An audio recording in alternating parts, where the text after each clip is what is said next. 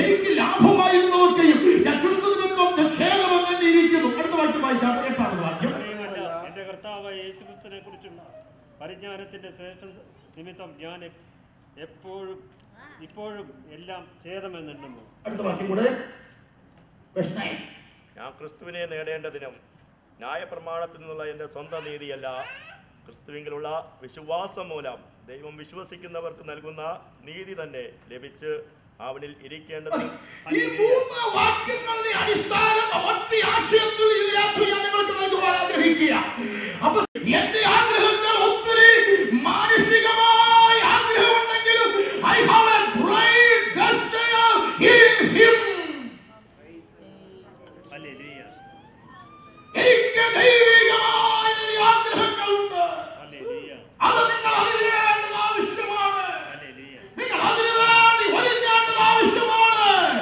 ഞാൻ നിങ്ങൾക്ക് സമയം ഉറപ്പിക്കുമ്പോൾ എനിക്കിത് പറയാതിരിക്കുവാൻ നിവൃത്തിയില്ല.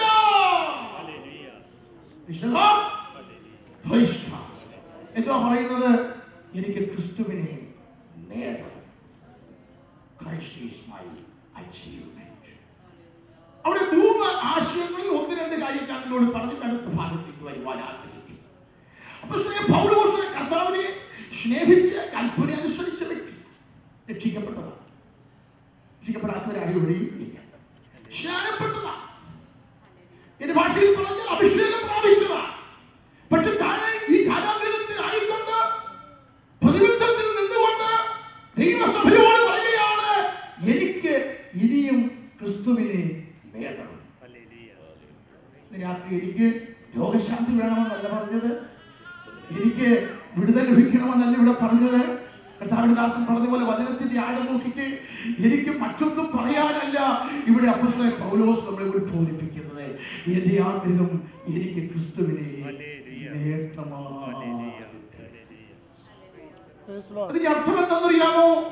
എനിക്കവനെ കഴിഞ്ഞ നാളിൽ അനുഭവിച്ചതിനേക്കാൾ ഉപരിയായി ഈ കഷ്ടതയുടെ അനുഭവത്തിൽ എനിക്കവനെ അടുത്തറിഞ്ഞ് അനുഭവിച്ചറിയേണ്ടത് ആവശ്യമാണ്.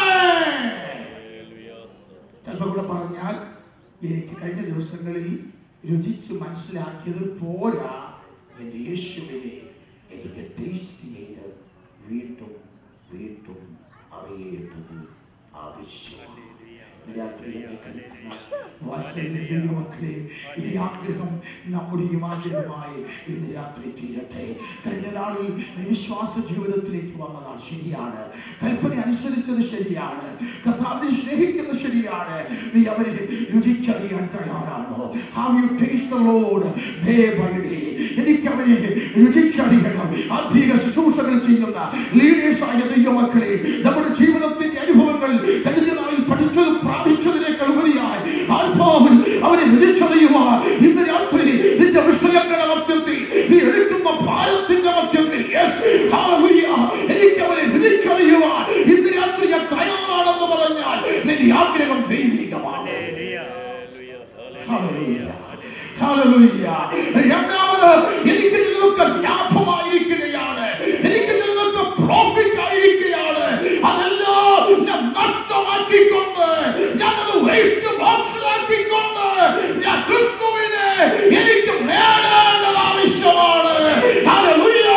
എന്ന് പറഞ്ഞാൽ കഴിഞ്ഞ ദിവസങ്ങളിൽ എനിക്ക് അവനെ നേടുന്നതിന് തടസ്സമായി ഏതെങ്കിലും സുഖങ്ങൾ, ഏതെങ്കിലും ലാഭങ്ങൾ ഉണ്ടെങ്കിൽ ഞാനിത് എടുത്തറിയുന്നു. അങ്ങനെ ഒരു ക്രിസ്ത്യ ജീവിതമൊന്നും വേണ്ട. ഉള്ളതുപോലൊക്കെ അങ്ങനെ മുന്നോട്ട് പോയി എങ്ങനെയാലും സ്വർഗത്തിലെത്തണം എന്ന് മാത്രമേ ഞാനും, അങ്ങനെ കാര്യമില്ല, ഞാനും ആഗ്രഹിക്കുന്നു എന്നുള്ള ചിന്ത. ദൈവത്തിന്റെ ദാസൻ പാടിയതുപോലെ നല്ല ശൈലിയും നല്ല അവസ്ഥയും മാത്രം മതി എന്ന് പറഞ്ഞ ഉദ്ധരണി പോലെ ഇന്ന് രാത്രി എൻ്റെ ഓർമ്മയിൽ അത് വരികയാണ്. ഇന്ന് രാത്രി ദൈവികമായ ആഗ്രഹങ്ങൾ, ദൈവികമായ ഡിസൈറാണ് നിന്റെ ജീവിതത്തിലുള്ളതെങ്കിൽ ഇന്ന് രാത്രി പറയുക, ചിലതൊക്കെ നഷ്ടമാകാൻ തയ്യാറാകും, ചിലതെല്ലാം കളയാൻ തയ്യാറാകും. നമ്മുടെ സ്വഭാവ വിശേഷതകൾ വർദ്ധിക്കട്ടെ. ആ ആട്രിബ്യൂട്ട്സ് ഓഫ് ഗോഡ്, ദൈവത്തിന്റെ സ്വഭാവങ്ങൾ നമ്മുടെ മേൽ വ്യാപരിക്കുവാൻ തുടങ്ങുമ്പോൾ ഇത് പ്രാസവ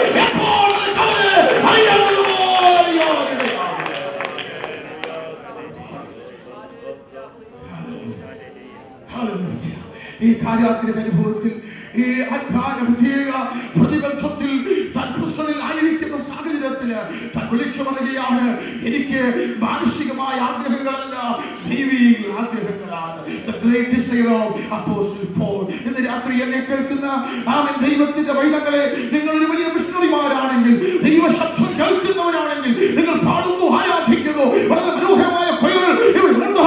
എന്നാൽ ഇന്ന് രാത്രി ഞാൻ വിളിച്ചു പറയട്ടെ, നിങ്ങളുടെ ആഗ്രഹങ്ങൾ അവനെ അറിയാൻ ആഗ്രഹിക്കുന്നെങ്കിൽ ചിലതെല്ലാം നിന്റെ രഹസ്യ കലാലയിൽ നഷ്ടമാകാൻ തയ്യാറാകുമെങ്കിൽ പരിശുദ്ധാത്മാവിന്റെ രാത്രി വ്യക്തമായി വചനത്തിലൂടെ വിളിച്ചു പറയുന്നു, നീ അവനെ അറിയുമ്പോൾ പരിജ്ഞാനത്തിന്റെ ശ്രേഷ്ഠത ഇതെല്ലാം ചപ്പും ചവറുമെന്ന് എണ്ണുകയാണ്.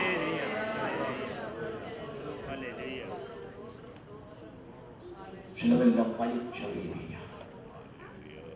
Be near to the Lord. We have to taste the Lord Jesus and every day, and we forsake many things as profitable for us. ഇന്ന് രാത്രി നിനക്ക് ലാഭമായതൊക്കെ നഷ്ടമായിട്ട് കണ്ട് ദൈവസന്നിധിയിലേക്ക് കടന്നു വരാൻ ഇടയാകുന്നെങ്കിൽ ഈ ആഗ്രഹങ്ങൾ മാനുഷികമല്ല, ദൈവികം. ഗ്രഹിച്ച ദൈവമക്കളെ ഓർത്ത് ഞാൻ ഇന്ന് രാത്രി ദൈവത്തെ സ്തുതിക്കുന്നു. പലപ്പോഴും ഈ വചനങ്ങൾ നിങ്ങൾ പ്രാപിച്ചവരും വായിച്ചവരുമെങ്കിലും നിങ്ങൾ വളരെ ശ്രദ്ധിക്കുക. അങ്ങനെയാണെങ്കിൽ ക്രിസ്തുയേശുവിനുള്ള പരിജ്ഞാനത്തിന്റെ ശ്രേഷ്ഠത, അപ്പോൾ അതിന്റെ അടിസ്ഥാനം എന്താണെന്ന് അറിയാമോ? താൻ പഠിച്ച ന്യായപ്രമാണത്തെക്കാൾ ഉപരിയായി, താൻ പഠിച്ച ഫിലോസഫിക്കൽ ഉപരിയായി, തനിക്കൊരു കാര്യം മനസ്സിലായി, ഞാൻ വിശ്വസിക്കുന്ന യേശു തികഞ്ഞിരിക്കുന്ന വചനം എന്ന് പറയുന്നത് അത് പൂർണ്ണതയുള്ളതാണ്. അത് വിശ്വസിക്കുമ്പോൾ ചിലത് ഞാൻ മാറ്റും.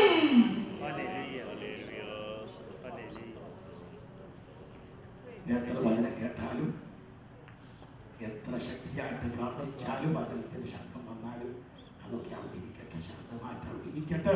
ഈ ആരാധന കഴിയുമ്പോൾ പറയാം പാസ്റ്ററെ, പറയാം ദൈവത്തിന്റെ ദാസനെ. കേട്ടോ എല്ലാവരും?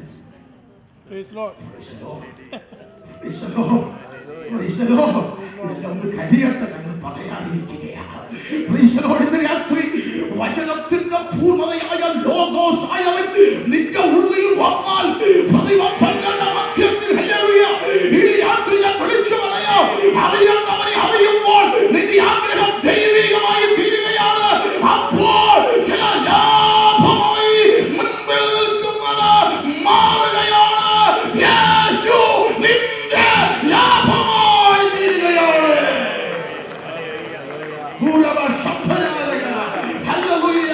ഇന്ന് രാത്രി പലരും ഓർത്തേക്കുന്നത് എനിക്കൊന്ന് കൈവച്ച് പ്രാർത്ഥിച്ച് വിടണമെന്ന് പറഞ്ഞ ഇതാ നിങ്ങൾക്കുള്ള ദൂത. ദൈവത്തിന് സ്തോത്രം. ചിലത് മറ്റ് ദൈവം നിങ്ങളെ അനുഗ്രഹിക്കാനിടയാകും. ഇന്നത്തെ മെസ്സേജ് നാളത്തെ ആരാധനയിൽ വെളിപ്പെടാനിടയാകും.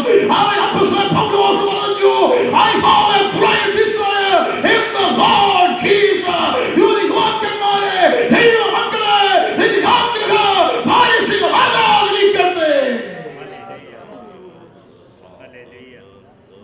ഭാരങ്ങളുണ്ട്, വേദനകളുണ്ട്, പ്രയാസങ്ങളുണ്ട്, കണ്ണുനീരുണ്ട്. ഈ ലോക ജീവിതയാത്രയിൽ ഈ മരുഭൂമിയിൽ പട്ടുപോകുമെന്ന് നീ പലപ്പോഴും ചിന്തിക്കുന്നു. പട്ടുപോകാനല്ല നിന്നെ വിളിച്ചത്. എങ്ങനെ ഈ മിനിസ്ട്രികൾ മുന്നോട്ട് പോകും, എങ്ങനെ ഈ അവസ്ഥകൾ മുന്നോട്ട് പോകും എന്ന് നീ ആരും അറിയാതെ രഹസ്യത്തിൽ ഇരുന്ന് ചോദിച്ചുകൊണ്ടിരിക്കുമ്പോൾ യേശുനാഥൻ ഇന്ന് രാത്രി ഈ വചനത്തിലൂടെ നിന്നോട് വിളിച്ചു പറയുന്ന ഒരു കാര്യമുണ്ട്. നിന്റെ ഭാരം മാറ്റാൻ നീ അവനെ അടുത്തറിയുക. നിന്റെ ഭാരം മാറ്റാൻ അവന്റെ വചനത്തിൽ തികവുള്ളവനാകുക. അവൻ ചിലത് നഷ്ടമാക്കാൻ നീ തയ്യാറാകുക.